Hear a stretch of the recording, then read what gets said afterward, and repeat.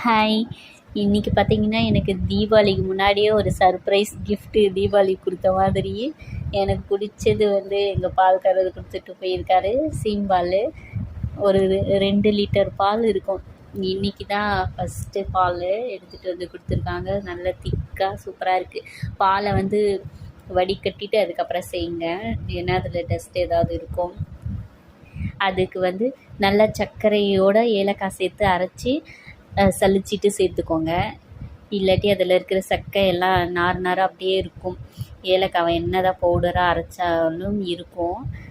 குட்டீஸ்க்கெல்லாம் அப்படி இருந்தால் பிடிக்கிறது இல்லை. எங்கள் வீட்டு குட்டீஸ்லாம் சாப்பிட மாட்டாங்க. அதனால் சலிச்சிட்டு சேர்த்தாச்சு. இந்த மாதிரி நல்லா மூடி போட்டு அதுக்கு மேலே ஒரு வெயிட் ஏதாவது வச்சுடுங்க. இப்படி வச்சிங்கன்னா ஒரு 20 மினிட்ஸில் சூப்பராக ரெடி ஆகிடும்.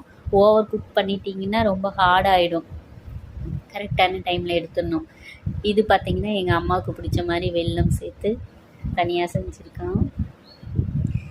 நான் எப்போவுமே அழகாக கேக்கு மாதிரி கவுத்து போட்டு எடுத்தேன்னா தட்டில் வச்சு வந்துடும். இன்றைக்கி வரவே இல்லை. அதனால் அப்படியே பாத்திரத்துலேயே வச்சு கட் பண்ணிட்டேன். அழகாக வந்துடுச்சு. அடியிலெல்லாம் ஒட்டாமவே வந்துடுச்சு சூப்பராக. நான் சாப்பிட போகிறேன். ரொம்ப சூப்பராக இருக்குது. சர்க்கரை எல்லாம் கரெக்டாக தான் போட்டிருக்கேன். இந்த பாலுக்கு பார்த்திங்கன்னா கொஞ்சம் சர்க்கரை அதிகமாக தான் சேர்க்கணும். நார்மல் பாலை விட இதுக்கு அதிகமாக சர்க்கரை போட்டால் மட்டும்தான் டேஸ்ட்டாக இருக்கும்.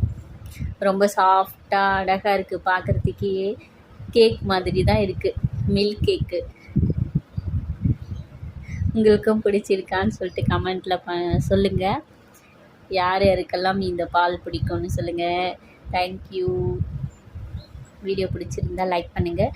என்னோடய வீடியோ ஃபஸ்ட் டைம் பார்க்குறவங்களா இருந்தால் சப்ஸ்கிரைப் பண்ணிவிட்டு பாருங்கள். தேங்க்யூ ஸோ மச் ஃபார் வாட்சிங். பாய்.